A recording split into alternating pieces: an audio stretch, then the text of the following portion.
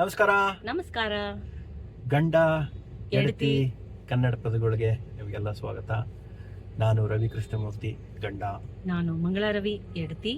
ಇಕ್ಕಿದ್ದು ಕನ್ನಡ ಪದಗಳು. ಇವತ್ತು ನಾವು ಯಾರನ್ನ ಭೇಟಿ ಮಾಡಕ್ ಹೋಗ್ತಿದೀವಿ ನಮ್ಮ ಸಂಚಿಕೆಯಲ್ಲಿ? ಅಲ್ಲಿಗೆ ಡ್ರೈವ್ ಮಾಡ್ತಾ ಇದೀವಿ ಅವ್ರ ಮನೆಗೇನೆ. ಅಲ್ಲಿಗೆ ಹೋಗೋವರೆಗೂ ನೀವು ಗೆಸ್ ಮಾಡ್ತಾ ಇರಿ, ನಿಮ್ಗೊಂದು ಸ್ವಲ್ಪ ಕ್ಲೂ ಕೊಟ್ಬಿಡ್ತೀನಿ. ಅದೇ ಕುರುಹು ಏನು ಅಂದರೆ, ಇವರು ಅಣ್ಣ ತಮ್ಮಂದರು, ನನಗೆ 30 ವರ್ಷದ ಫ್ರೆಂಡ್ಸು. ನೋಡೋಕ್ಕೆ ಟ್ವಿನ್ಸ್ ಅವಳಿ ಜವಳಿ ಥರ ಇದ್ದಾರೆ. ಹಾಡಿದ್ರೆ ಫುಲ್ ಆಫ್ ಎನರ್ಜಿ. ಇನ್ನು ಏನೇನೋ ಮಾಡ್ತಾ ಇದ್ದಾರೆ ಹೊಸದಾಗಿ. ಅದ್ರ ಬಗ್ಗೆ ಎಲ್ಲ ತಿಳ್ಕೊಳ್ಳೋಣ. ಅವ್ರ ಬಗ್ಗೆ ಒಂದು ಚಿಕ್ಕ ನಿಮಗೆ ಇನ್ಫಾರ್ಮೇಷನ್ ಹೊಸದು ಯಾರಿಗೂ ಗೊತ್ತಿರೋದು ಕೊಡ್ತೀನಿ.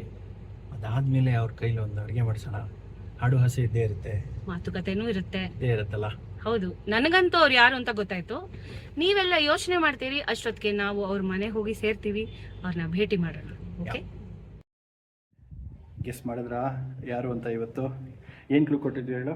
ಅಣ್ಣ ತಮ್ಮಂದರು, ಟ್ವಿನ್ಸ್ ತರ ಇರ್ತಾರೆ ನೋಡಕ್ಕೆ, ಹಾಡೋದ್ರಲ್ಲಿ ಎನರ್ಜಿ, ಸೂಪರ್ ಆಗಿ ಹಾಡ್ತಾರೆ. ಹೌದು. ಸೊ ಅವ್ರಿಗೆ ಇವಾಗ ಮನೆ ಬಾಗಿಲಿಗೆ ಬಂದಿದ್ದೀವಿ. ಯಾರು ಅಂತ ನೋಡೋಣ.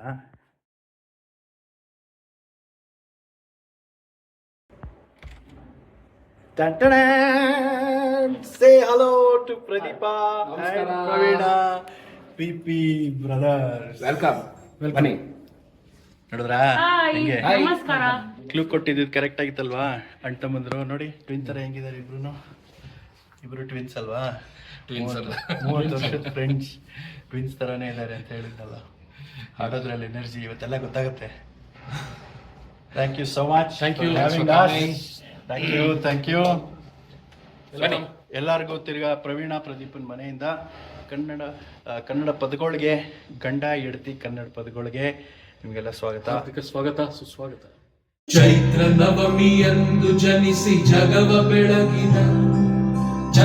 ಬೆಳಗುತ್ತಿರುವ ರವಿಯ ವಂಶ ಬೆಳಗಿದ. ಚೈತ್ರ ನವಮಿಯಂದು ಜನಿಸಿ ಜಗವ ಬೆಳಗುತ್ತಿರುವ ರವಿಯ ವಂಶ ಬೆಳಗಿದ. ಕಲ್ಲ ಮೆಟ್ಟಿ ಕನ್ಯೆಯನ್ನು ಸಮುದ್ಧರಿಸಿದ.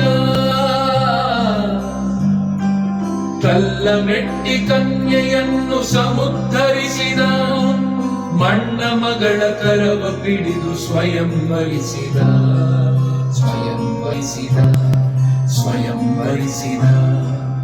ಆದಿಕವಿಯ ಅನಾದಿನಾಯಕ ಶುಭದಾಯಕ.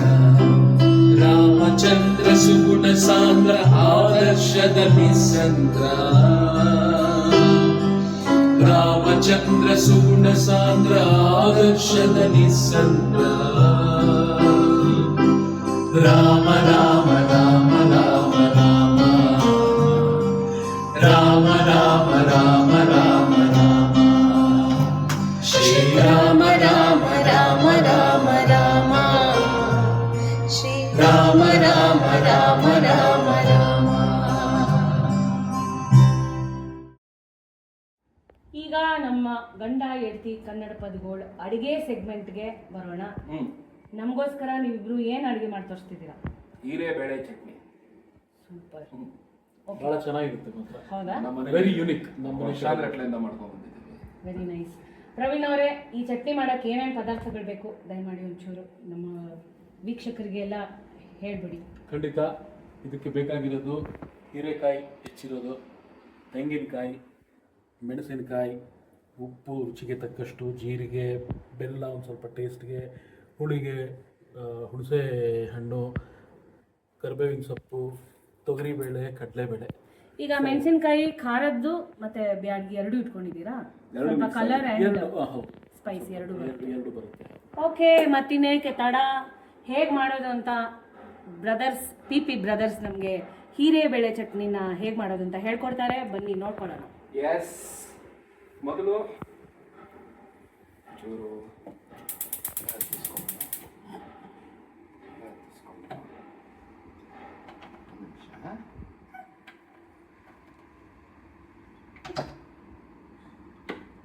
ಇಲ್ಲ, ಕ್ಯಾಪು ಯಾಕೆ ತಿಂದ್ರಿ? ಅದು ಮರ್ತೋಯ್ತಾ? ಏನಪ್ಪ ಅಂದರೆ ನನ್ನ ಹೆಂಡತಿ ಹೊಸ ಎಷ್ಟು ಎಣ್ಣೆ ಹಾಕಿದ್ದಾರೆ ಅಂತ ನೋಡಿ. ತುಂಬಾ ಕಡಿಮೆ ಡಯಟ್ ಚಟ್ನಿ ಕೂಡ ಇದೆ. ಡಯಟ್ ಚಟ್ನಿ. ನಮ್ಮ ಮನೆಯಲ್ಲಿ ಬರೀ ಹುರ್ಕೊಳ್ಳೋಕೆ ಎಷ್ಟು ಬೇಕೋ ಅಷ್ಟು ಬಹಳ ಮಾತ್ರ ಪ್ರಾಮುಖ್ಯತೆ ಹುರ್ಕೊಳ್ಳೋದು ಹುರ್ಕೊಳ್ಳೋದು ಇದೆಲ್ಲ ಹಾಕ್ಕೊಂಡು ಹುರ್ಕೋಬೇಕು. ಮೊದಲಿಗೆ ಬೇಳೆಗಳನ್ನು ಹುರ್ಕೋಬೇಕಾ? ಎಸ್, ಹುರಿರಿ.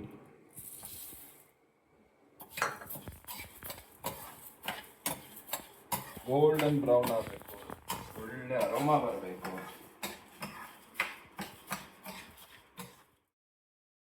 ಈಗ ಬೇಳೆ ಘಮ್ ಅಂತ ವಾಸನೆ ಬರ್ತಾ ಇದೆ. ಪ್ರವೀಣ, ಇದು ಮೆಣಸಿನಕಾಯಿ ತೆಕ್ಕೊಡು, ಕರಿಬೇವಿನ ಸೊಪ್ಪು ತೆಕ್ಕೊಡು, ಜೀರಿಗೆ 4 ಸಾಕಲ್ವಾ? ಇಷ್ಟು ಹಾಕ್ಬಿಡಿ. ಹಾಕ್ಬಿಡ್ಲಾ? ಹಾ. ಚೂರು ಖಾರ ಇರಲಿ. ಖಾರ ಇದ್ರಿಂದ ಓಕೆ. ನಾವು ಇಲ್ಲಿಂದ ಹೋದ್ಮೇಲೆ ನಾಪ್ಸ್ಕೋಬೇಕು. ಕರ್ಬೇವಲ್ವಾ? ಕರಿಬೇವು, ಜೀರಿಗೆ ಸಾಕು. ಕರ್ಬೇವಿನ ಸೊಪ್ಪು ಜಾಸ್ತಿ ಇದ್ರೆ ಇನ್ನೂ ರುಚಿ ಇರುತ್ತೆ. ಹಾ? ಜೀರಿಗೆ. ವಾವ್.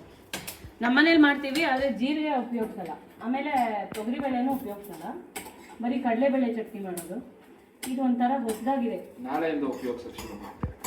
ಈಗ ಒಂದೇ ಒಂದು ಒಣಗೋಗಿರೋ ಇಲ್ಲ ಬೇಕಿತ್ತಾ? ರೆಡಿ. ಸೊ ಇವಾಗ ಒಂದು ಲೆವೆಲ್ಗೆ ಇದು ಚೆನ್ನಾಗಿ ಸ್ಮೆಲ್ ಬರುತ್ತೆ, ಅರೋಮಾ ಚೆನ್ನಾಗಿದೆ.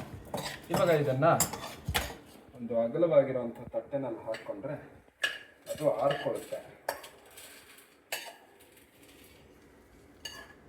ಅದು ಆರ್ಕೊಳ್ಳೋ ಸಮಯದಲ್ಲಿ ನಾವು ಮುಂದಿನ ಕೆಲಸ ಶುರು ಹಚ್ಕೋಬೋದು. ನೆಕ್ಸ್ಟು ನಾವು ಹೀರೆಕಾಯಿ ಡಿಪಾರ್ಟ್ಮೆಂಟಿಗೆ ಹೋಗ್ತೀವಿ. ಘಮ ಅಂತದೆ, ಘಮ ಅಂತದೆ. ಅಲ್ಲ, yeah like I said, waiting. So ಬೇಳೆಗಳನ್ನು ತೆಕ್ಕೊಂಡಾಯ್ತು. ನೆಕ್ಸ್ಟು ಹೀರೆಕಾಯಿ ಹುರ್ಕೊಳ್ಳೋ ಸಮಯ. ಪ್ರವೀಣ್ ಅವರೇ, ಇದಕ್ಕೆ ಅವರಿಗೆ ಏನು ಬೇಕೋ ಅದನ್ನು ದಯಮಾಡಿ ತೆಕ್ಕೊಡಿ. ಇದಕ್ಕೊಂದು ಲೆವೆಲ್ ಜಾಸ್ತಿನೇ ಎಣ್ಣೆ ಹಾಕ್ತೀವಿ. ಸುಮಾರು ಎಷ್ಟು ಹಾಕಿರ್ಬೋದು ದೀಪಿ? ಒಂದು 2 ಟೇಬಲ್ ಸ್ಪೂನ್. ಹೌದು. ಒಂದು 2 ಟೇಬಲ್ ಸ್ಪೂನ್ಸ್ ಎಣ್ಣೆ, ಮತ್ತೆ ನಂತರ ಅದಕ್ಕೆ ಹೆಚ್ಚಿರೋ ಅಂತ ಹೀರೆಕಾಯಿ. ಓಕೆ. ಈ ಹೀರೆಕಾಯಿ ಮೆತ್ತಗಾಗೋ ತನಕ ಉರಿಬೇಕಾಗತ್ತೆ. ಇವಾಗಲ್ಲ, ಇದು ಮೂವಿ ಬಂದಿತ್ತು ಉರಿ ಅಂತ, ಬೆಂಕಿ ರೆಸಿಪಿ. ಬರೀ ಹುರ್ಕೊಳ್ಳೋದೇ ಆಗ್ತದೆ. ಹುರಿ ಚೆನ್ನಾಗಿ ಹುರಿದ್ರೆ ಒಳ್ಳೆ ಚಟ್ನಿ ಆಗುತ್ತೆ. ಎಲ್ಲ ಬೆಂಕಿಯಲ್ಲಿ ಅರಳಿದ ಹೂವು.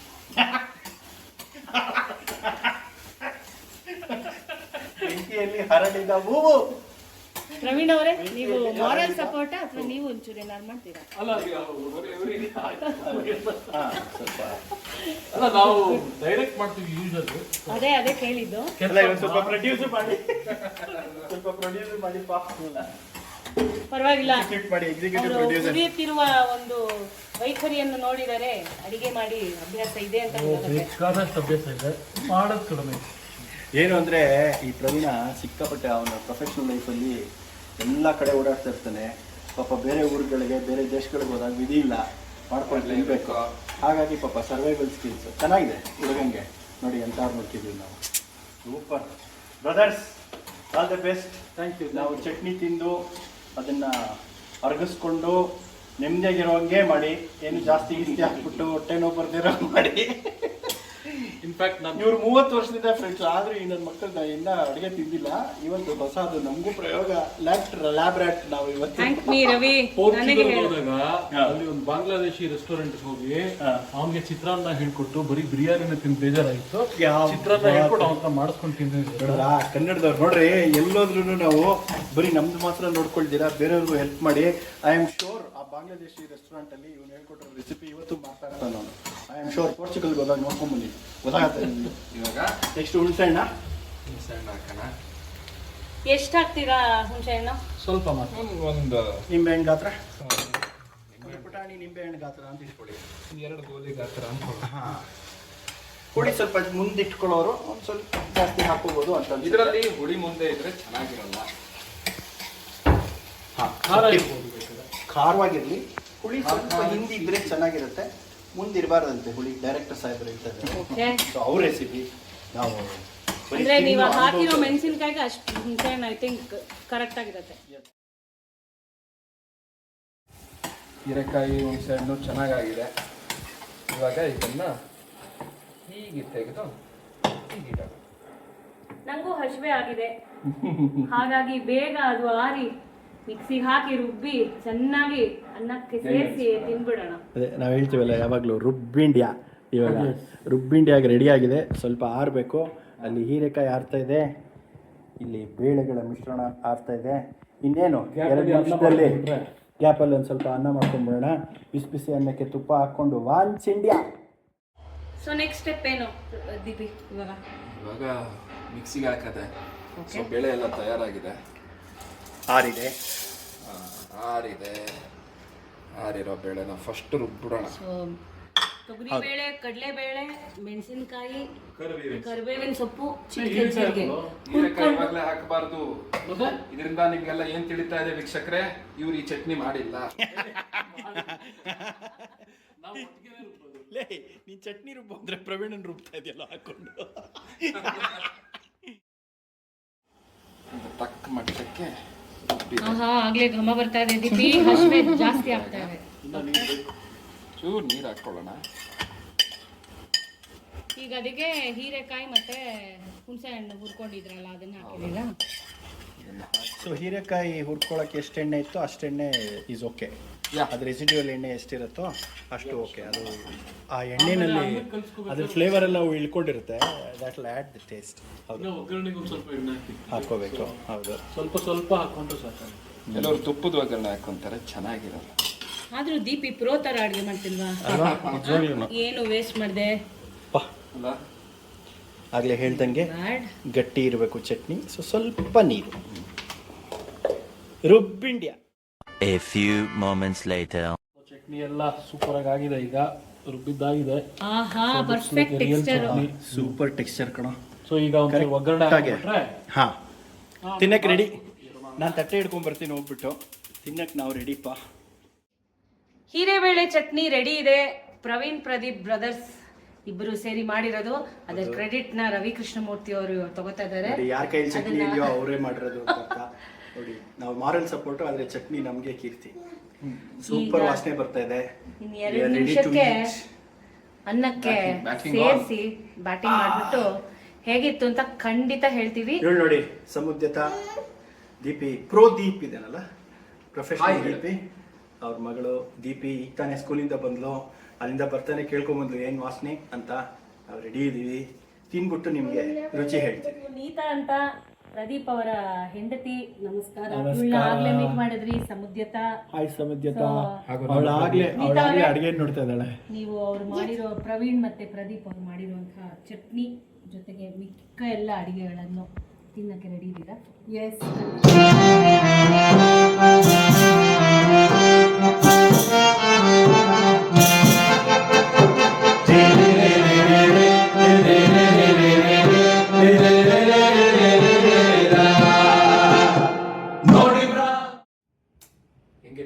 Super super. ರವಿ ಅವ್ರಿಗೆ ಒಂದು ಟೈಟಲ್ ಕೊಟ್ಟಿದ್ಯಲ್ಲ ಫೋಟೋಗೆ, ಏನ್ ಹೇಳೋದು? ಅದು ಸುಖದ ಸ್ವಪ್ನ ಗಾನಾನಂದ ಮಹಾಸ್ವಾಮೀಜಿ ಅಂತ ಇವ್ರಿಗೊಂದು ಬಿರುದು ಕೊಟ್ಟಿದ್ದೀನಿ. ಅದು ರೋಲ್ ನೋಡ್ಬಿಟ್ಟು ನನ್ಗೆ ಅದು ನೋಡಿದ ತಕ್ಷಣ ಇದೇ ಟೈಟಲ್. ಶ್ರೀ ಶ್ರೀ ಶ್ರೀ ಸುಖದ ಸ್ವಪ್ನ ಗಾನಾನಂದ ಮಹಾಸ್ವಾಮಿಗಳು. ದೀಪಿ ಅವರು, ಪ್ರದೀಪ್ ಅವರು, ಪ್ರೋ ದೀಪ್ ಅವರು. ಇವಾಗ ಅದ್ರ ಬಗ್ಗೆ ಸ್ವಲ್ಪ ಹೇಳ್ಬೇಕು ಅಂತ ಸ್ವಲ್ಪ ಮಾಹಿತಿ ಕೊಡಿ. ಇದೇನಿದ್ದು ಹೊಸ ಅವತಾರ? ಅರಸಯ್ಯನ ಪ್ರೇಮ ಪ್ರಸಂಗ ಹೊಸ ಚಿತ್ರ ಈ ಸೆಪ್ಟೆಂಬರ್ 19ಕ್ಕೆ ರಿಲೀಸ್ ಆಗ್ತಾ ಇದೆ. ನಾನು ಮತ್ತು ನಮ್ಮ ಅಣ್ಣ ಸಂಗೀತ ನಿರ್ದೇಶನ ಮಾಡಿದ್ದೀವಿ. ಮಂಗಳನೂ ಹಾಡಿದ್ದಾರೆ. ಅದ್ಭುತ ಅದ್ಭುತ. ಕರೆಕ್ಟ್. ಬಂ ಬಂ ಬಂ ಬಂ ಬಂ ಬಂ ಬಂ ಬಂ ಬಂ. ಸೂಪರ್. ಅದರಲ್ಲಿ ನಾನೊಂದು ಪಾತ್ರ ಮಾಡಿದ್ದೀನಿ. ಹೆಸರು ಮಹಾಸ್ವಾಮಿಗಳು. ಇವ್ರಿಗಿನ್ನ ಇನ್ನೊಂದು ಮಹಾಸ್ವಾಮಿ ವರ್ಷ ಒಂದೊಂದು ಕ್ಯಾಮಿಯೋ.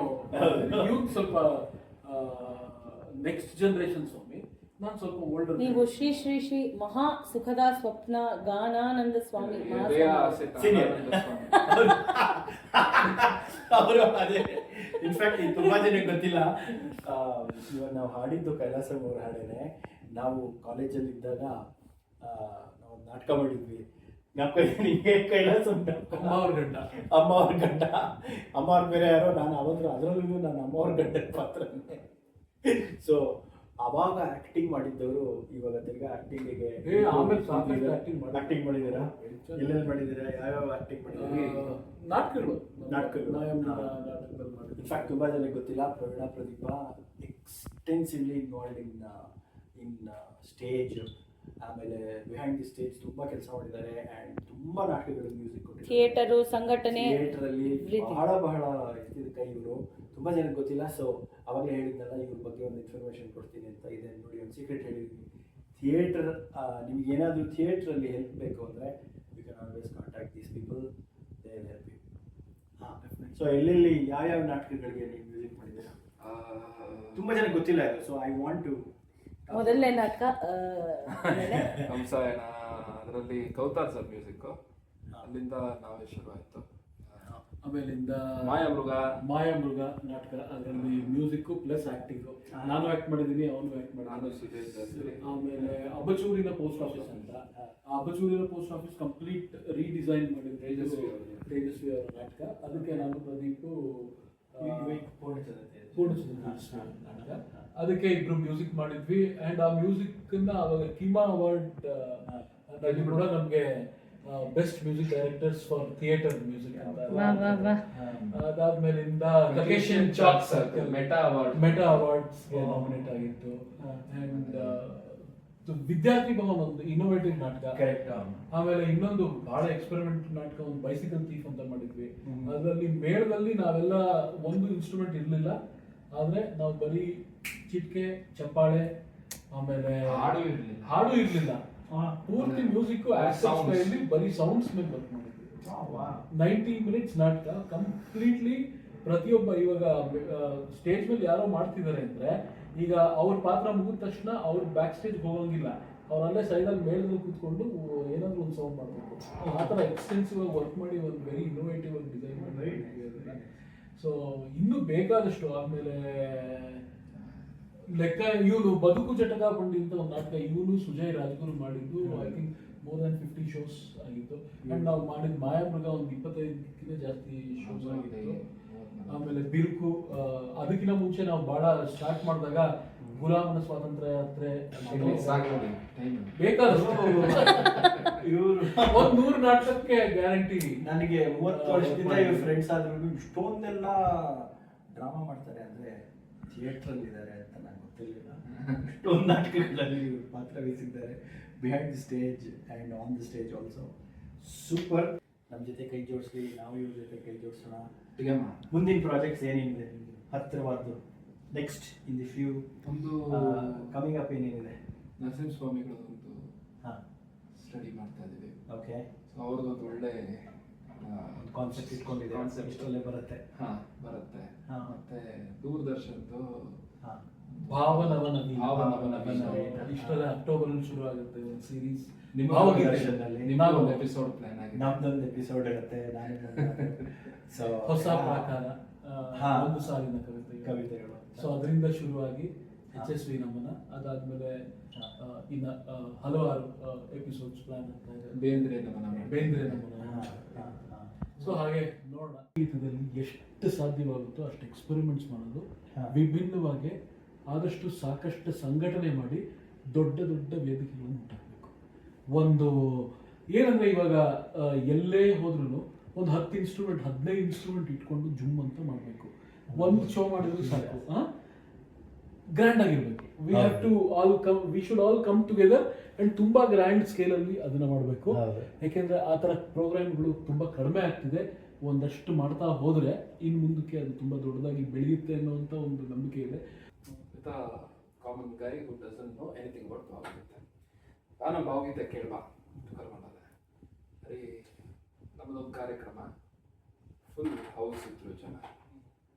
ಮುಗಿಸ್ಕೊಂಡು ಮನೆಗೆ ಮತ್ತೆ ಸಿಕ್ಕಿದಾಗ ಒಂದು ಮಾತು ಹೇಳ್ದ, ಕಾರ್ಯಕ್ರಮದಲ್ಲಿ ಒಂದು 90% ಬರೀ 50-45 ದಾಟ್ಕೊಂಡೇ ಜನ ಇದ್ದಾರೆ, ಅಂದ್ರೆ ಕೆಳಗಿನವ್ರಿಲ್ಲ. ಅಂದ್ರೆ ಒಂದು 55-65, ಇನ್ನು 20 ವರ್ಷದಲ್ಲಿ ಭಾವಗೀತೆ ಎಕ್ಸ್ಟಿಂಕ್ಟ್ ಆಗ್ಬಿಡುತ್ತಾ? ಅನ್ನೋ ಒಂದು ಪ್ರಶ್ನೆ ಕಾಡುತ್ತೆ. ಒಂದು ಪ್ರಶ್ನೆ ತುಂಬಾ ಕಾಡುತ್ತೆ. ತುಂಬಾ ಯಾಕೆಂದ್ರೆ ನಮ್ಮನ್ನು ಕಾಡುತ್ತೆ. ನಾವು ಇವತ್ತು ಏನ್ ಪ್ರೆಸೆಂಟ್ ಮಾಡ್ತಾ ಇದ್ದೀವಿ ಸುಗಮ ಸಂಗೀತದಲ್ಲಿ, ಆ ಒಂದು ಚೌಕಟ್ಟಿನಿಂದ ಹೊರಗೆ ಬಂದು ಅಟ್ಲೀಸ್ಟ್ ಹೊಸ generation when we get into that grandeur, ಇವಾಗ ಗ್ರ್ಯಾಂಡ್ ಶೋಸ್ ಅಲ್ಲಿ ನಾವು ಅಷ್ಟೇ ಗ್ರ್ಯಾಂಡಿಯರ್ ನಾವು ಭಾವಗೀತೆ ಕೊಡ್ತಾ ಹೋದ್ರೆ ನಮ್ಮ ಪೂರ್ವಿಕರು ಹೇಗೆ ಮಾಡಿದ್ರು, ಅವಾಗ we can attract new audience, we can attract the young audience. I think ನನ್ನ ಅಬ್ಸರ್ವೇಷನ್ ಪ್ರಕಾರ Praveena, Pradeepa and all of us together actually ನಾವು ಒಂದು ನಿಟ್ಟಿನಲ್ಲಿ ಕೆಲಸ ಮಾಡ್ತಿರೋದೇನು ಅಂದರೆ ಹಳೇದನ್ನು ಕಳ್ಕೋಬಾರ್ದು. ಅದು ನಮಗಿರೋ ಆಸ್ತಿ ಕೂಡ. ಸುಗಮ ಸಂಗೀತಕ್ಕಿರೋ ಫೌಂಡೇಶನ್ ಬುನಾದಿ ಅದು. ಹಳೇದನ್ನು ಕಳ್ಕೋಬಾರ್ದು. ಕಳ್ಕೊಳ್ಳದೆ ಇರೋದಕ್ಕೆ ಅದು ಅವಾಗವಾಗ ಕೇಳ್ತಾ ಇರಬೇಕು, ಕೇಳೋದಕ್ಕೆ ಜನ ಇರಬೇಕು, ಅವ್ರು ಕೇಳೋ ಥರ ನಾವು ಅದನ್ನು ಪ್ರೆಸೆಂಟ್ ಮಾಡಬೇಕು ಅಷ್ಟೇ. ಇವಾಗ ಆದ್ದರಿಂದ ಈ ಹೊಸ ನಿಟ್ಟಿನಲ್ಲಿ ಇದು ಪ್ರಯತ್ನ ಏನು ಅಂದರೆ ಈಗಿನ ಜನ್ರೇಷನ್ನಿಗೆ ಬೇಕಾಗಿರೋ ಹಾಗೆ ನಾವು ಹಳೆ ಹಾಡುಗಳನ್ನ ಅದರ ಅಸ್ತಿತ್ವ ಕಳ್ಕೊಳ್ದಿರೋ ಹಾಗೆ ಹೊಸದಾಗಿ ಪ್ರೆಸೆಂಟ್ ಮಾಡುವಂಥದ್ದೊಂದು. 2 ಇದರಿಂದ ಉಪಯೋಗಗಳು. 1 ಕ್ಷೇತ್ರ ಬೆಳೆಯುತ್ತೆ, 2 ಯಂಗ್ ಜನ್ರೇಷನ್ ಇನ್ವಾಲ್ವ್ ಆಗ್ತಾರೆ, ಅವ್ರಿಗೆ ಗೊತ್ತಾಗತ್ತೆ ಎಂಥ ಭಂಡಾರ ಇದೆ ನಮ್ಗೆ. ಎಲ್ಲರಿಗೂ ಕಾಡ್ತಿರೋ ಪ್ರಶ್ನೆ ಇದೇನೆ, ನಾಳೆ ಏನಾಗತ್ತೆ ಈ ಹಾಡುಗಳೆಲ್ಲ ಕಳ್ಕೊಂಬಿಟ್ರೆ ನಾವು ಎಲ್ಲಿ ಸಿಗುತ್ತೆ? ತುಂಬ ಜನ ಯಾವ್ಯಾವುದೋ ವರ್ಷನ್ಗಳು ಕೇಳಿ ಹಾಡು ಕಲ್ತ್ಕೊಳ್ತಿರುವಂಥ ಕಾಲದಲ್ಲಿ ನಮ್ಮ ಪ್ರಯತ್ನ ಏನು ಅಂದರೆ ಅದು ಒರಿಜಿನಲಿಟಿ ಕಳ್ಕೊಳ್ತೀರ, ಹೊಸದಾಗಿ ಪ್ರೆಸೆಂಟೇಷನ್ ಮಾಡೋದು. ಯಾಕೆ ಅಂದರೆ ಈಗಿನ ಜನರೇಷನ್ಗೆ ಅದು ತಲುಪಲಿ ಅನ್ನೋದು. ಹಾಗಾಗಿ ಇದು ಹಳೇದನ್ನು ಮರಿದಿರ ಹೊಸದನ್ನು ಆ್ಯಡ್ ಮಾಡ್ತಾ ಕ್ಷೇತ್ರದ ಬಗ್ಗೆ ಅಲ್ಲದಿದ್ರೂ ನಮಗಿರೋ ಒಲವು ಸುಗಮ ಸಂಗೀತ ಬೆಳಿಬೇಕು. ಜನ ಅದನ್ನು ಕಲಿತಾನೇ ಇರಬೇಕು, ಕಲಿತು ಖುಷಿಯಿಂದ ಹಾಡಬೇಕು ಅನ್ನೋದು ಪ್ರಯತ್ನ. ಆದಷ್ಟು ಹೊಸ ಸಿಂಗರ್ಸ್ ಇಂಟ್ರೊಡ್ಯೂಸ್ ಮಾಡಬೇಕು, ಸಂಘಟನೆ ಮಾಡಬೇಕು. ಸುಗಮ ಸಂಗೀತ ಹಂಗೆ ರೀ, ಎಷ್ಟು ಜನ ಹಾಡ್ತಾರೋ ಅಷ್ಟು ಬೆಳೆಯುತ್ತೆ, ಎಷ್ಟು ಜನ ಕೇಳ್ತಾರೋ ಅಷ್ಟು ಜನ ಕಲಿತು ಹಾಡ್ತಾರೆ. ಅವರು ಕೇಳಿ ಕಲಿಯೋಂಗೆ ಹಾಡುವಂಥ ಜವಾಬ್ದಾರಿ ಎಲ್ಲರ ಮೇಲೆ ಇರಬೇಕು, ಪ್ರೆಸೆಂಟ್ ಮಾಡೋರ್ಗೂ ಇರಬೇಕು. ಆ ನಿಟ್ಟಿನಲ್ಲಿ ಬ್ರದರ್ಸ್ ಕೆಲಸ ಮಾಡ್ತಿದ್ದಾರೆ, ನಾವು ಕೈ ಜೋಡಿಸ್ತಾ ಇದ್ದೀವಿ. ಯಾವತ್ತೂ ನಮ್ಗೆ ಅದ್ರ ಬಗ್ಗೆ ಒಲವಿದ್ದೇ ಇದೆ. ಈ ಒಲವು ಸ್ಪ್ರೆಡ್ ಆಗಲಿ, ಇದ್ರ ಬಗ್ಗೆ ಪ್ರೇಮ ಸ್ಪ್ರೆಡ್ ಆಗಲಿ ಅನ್ನೋದು, ಪ್ರೀತಿ ಸ್ಪ್ರೆಡ್ ಆಗಲಿ ಅನ್ನೋದು ನಮ್ಮೆಲ್ಲರ ಆಶಯ. ರವಿ, ಇನ್ನೇನು ಸಂಚಿಕೆಯ ಕೊನೆಗೆ ಬಂದಿದ್ದೀವಿ. ನಾವೇನೋ ತಗೊಂಬಂದಿದ್ದೀವಲ್ಲ ಅದನ್ನು ಪ್ರವೀಣ್, ಪ್ರದೀಪ್ ಬ್ರದರ್ಸ್ಗೆ ಕೊಟ್ಬಿಡಪ್ಪ. Thank you very much Praveen. ಇದು ನಾವು ಈಗಿರೋ ಕಾಲಘಟ್ಟದಲ್ಲಿ ನಾವು ಇರೋ ಲೈಫ್ ಸ್ಟೈಲ್ನ ಚೇಂಜ್ ಮಾಡ್ಕೋಬೇಕು. We have to move towards organic life. ನಾವು ಸಸ್ಟೈನಬಲ್ ಆಗಿ ಯೋಚನೆ ಮಾಡಲಿಲ್ಲ ಅಂದರೆ ಮುಂದೆ ನಮಗೆ ಪ್ರಾಬ್ಲಮ್ಸ್ ಕಟ್ಟಿಟ್ಟು ಬುತ್ತಿ. ಇವತ್ತು ನಾವು ತಿಂತಾರೋ ಅನ್ನದಿಂದ ಹಿಡಿದು, ಆಹಾರ ಪದಾರ್ಥಗಳಿಂದ ಹಿಡಿದು, ಸೇವಿಸ್ತಾ ಇರೋ ಗಾಳಿಯಿಂದ ಹಿಡಿದು, ಕುಡಿತಾ ಇರೋ ನೀರಿಂದ ಹಿಡಿದು ಎಲ್ಲ ಕಲ್ಮಶ. ಆದ್ದರಿಂದ ಇವಾಗ ನಾವು ಇನ್ನು ಮೇಲಾದ್ರೂ ಸಸ್ಟೈನಬಲ್ ಲೈಫ್ ಸ್ಟೈಲ್ ನಾವು ಅದನ್ನು ಅನುಸರಿಸ್ಕೊಂಡು ಹೋಗಬೇಕು, ನಾವು ಅದನ್ನು ಬೆಳೆಸಬೇಕು ಅನ್ನೋದು ಒಂದು ನಿಟ್ಟಿನಲ್ಲಿ ಇವತ್ತು ನಮಗೆ ಜೈವಿಕ ಸಂತೆಯವರು ಈ ಗಿಫ್ಟ್ ಹ್ಯಾಂಪರ್ಸ್ ಕೊಟ್ಟಿದ್ದಾರೆ. ಅದರಲ್ಲಿ ಆರ್ಗ್ಯಾನಿಕ್ ಮೆಟೀರಿಯಲ್ಸ್ ಹಾಕಿ ಮಾಡುವಂಥ ಕುಕೀಸ್, ಆಮೇಲೆ ಊಟ ಮಾಡಿದ್ಮೇಲೆ ಜೀರ್ಣ ಆಗೋದಕ್ಕೆ ಆಮ್ಲದ ಚೂರ್ಣಗಳಿರ್ಬೋದು, ಆ ಥರದ್ದು ಒಂದು ಗಿಫ್ಟ್ ಹ್ಯಾಂಪರ್ ಇದೆ. ಗಂಡ ಹೆಂಡತಿ ಕನ್ನಡ ಪದಗಳಲ್ಲಿ ಹಾಡಾಯಿತು, ಹಾಡು ರಸೆ ಆಯಿತು, ಮಾತುಕತೆ ಆಯಿತು, ಅದಕ್ಕೆ ಚಟ್ನಿ ಆಯಿತು, ಗಂಡ ಆಯಿತು. ಸೊ ನಮ್ಮ ಮೆಸೇಜ್ ಏನು ಅಂದರೆ ಇದೆ, ಒಂದು ನಮ್ಮ ಸುಗಮ ಸಂಗೀತ ಕ್ಷೇತ್ರ ಬೆಳೀಲಿ, ಇಂಥ ನೂರಾರು ಜನ ಬರಲಿ, ಇದರಲ್ಲಿ ಕೈ ಜೋಡಿಸಿ ಅನ್ನೋದು ಒಂದು ಆಸೆ. 2, ನಾವು ಲಿವ್ ಆ್ಯಂಡ್ ಲೆಟ್ ಲಿವ್ ಅನ್ನೋದು ಪ್ರಿನ್ಸಿಪಲ್ ಇಟ್ಕೊಂಡು ಸಸ್ಟೈನಬಲ್ ಲೈಫ್ ಸ್ಟೈಲ್ ನಾವು ಅಳವಡಿಸ್ಕೋಬೇಕು ಅನ್ನೋದು 2ನೇ ಮೆಸೇಜ್. ಸೊ ಹೇಗಿತ್ತು ಗಂಡ ಹೆಂಡತಿ ಎಪಿಸೋಡ್ಗಳು? ಸೂಪರ್ ಆಗಿತ್ತು. ಸೊ ಆಸ್ ಯೂಶುವಲ್ ಈ ಗಂಡ ಹೆಂಡತಿನ ಏನ್ ಮಾಡೋದು ಚೆನ್ನಾಗಿ ಮಾಡ್ತಾರೆ ಮಾತ್ರ. ಇವ್ರ ಗಂಡ ಹೆಂಡತಿ ಅದಕ್ಕೆ ಮುಂಚೆಯಿಂದಲೂ ನಾನು ನೋಡಿದ್ದೀನಿ. ಎಕ್ಸಾಕ್ಟ್ಲಿ. ಸೊ ಅವಾಗಿಂದಲೂ ಸ್ನೇಹಿತರೆ. ಗಂಡ ಹೆಂಡತಿ ಒಟ್ಟಿಗೆ ಸೇರಿದಾಗ ಕನ್ನಡ ಪದಗಳು ಮಾತ್ರ ಅದ್ಭುತವಾಗಿರುತ್ತೆ. ಆ್ಯಂಡ್ ನಮ್ಮ ಜೊತೆಗೂ ಇವತ್ತು ಇಲ್ಲಿ ಬಂದು ಅಡುಗೆ ನಾವು ಮಾಡಿದ ಅಡುಗೆನ ತಿಂದು ಜೀರ್ಣಿಸ್ಕೊಂಡು ಜೊತೆಗೆ ಹಾಡಿ ಜೊತೆಗೆ ಹಾಡಿದ್ದು ಎಲ್ಲ ಬಹಳ ಚೆನ್ನಾಗಿ ಫಾರ್ಮ್ಯಾಟ್ ಚೆನ್ನಾಗಿದೆ. Thank you. ಸಾಕಷ್ಟು thank you for choosing us. Any time ಹಾಗಾದ್ರೆ ಒಂದು ಸೆಲ್ಫಿ ತೊಗೊಂಬಿಡೋಣ, ಒಂದು ನಿಮಿಷ ಇರು. ಆ ಕ್ಯಾಮ್ರಾ ಹಿಂತಿರುಗಿಸಿ ಒಂದು ಸೆಲ್ಫಿ ತಗೊಂಡು.